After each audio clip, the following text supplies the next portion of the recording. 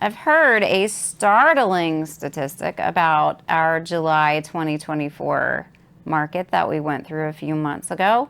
I heard recently that in July, a record number of 60,000 real estate transactions across the country fell apart.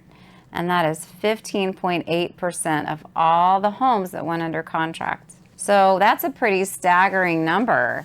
Why? Well, a lot of factors could have fed into that. A lot of people are saying that the buyers just got cold feet in anticipation of this rate drop that's expected next week when the Fed makes their announcement about that potential half-point drop.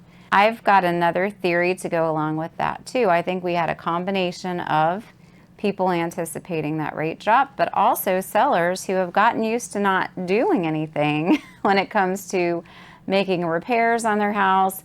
They get kind of hardcore with their buyers and they find out that the buyers do have other options. So I think it's a good combination of both, but still a very staggering statistic. Other national statistics for July were that existing home sales fell 2% since last July, and it was the lowest ever since 2012. But I've got to plug my city, Cincinnati. We were actually up 8% July to July the last 2 years. So we still kept selling. We're a pretty stable little area. The last statistic, along with this for July nationally, was that only 33.2% of homes sold above asking price in July of 2024, which was the lowest since 2020. And we're finding all of these things to be true in some form or another, except for the one exception in Cincinnati. We have noticed a record number of fall-throughs, and it is attitude-based, both on part of the buyer and the seller. And we are seeing homes that are sitting on the market longer, and they are not all going above asking price. So right now in our market, you know, we flash forward to September, and we're feeling the effects of that. And again, you know, next week is that announcement from the Fed. So we've got some buyers also who are kind of sitting on the sidelines waiting.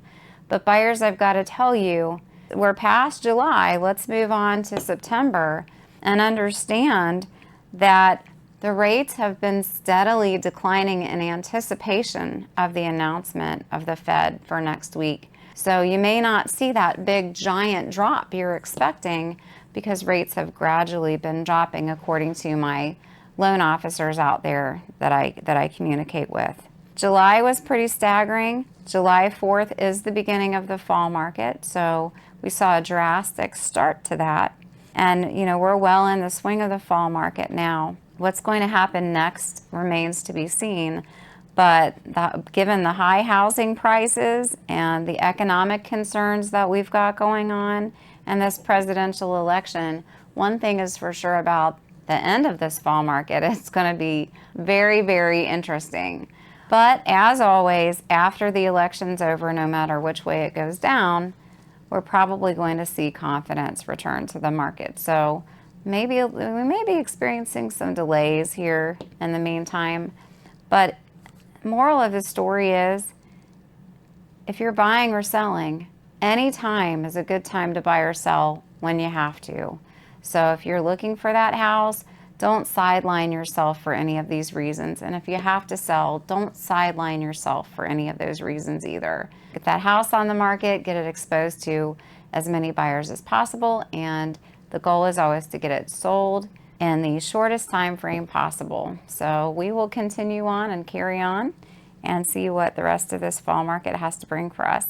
If you have questions about this topic or any other, feel free to reach out to me by phone, text, email, private message, and if you're watching on YouTube, please feel free to subscribe. Thanks so much. Bye.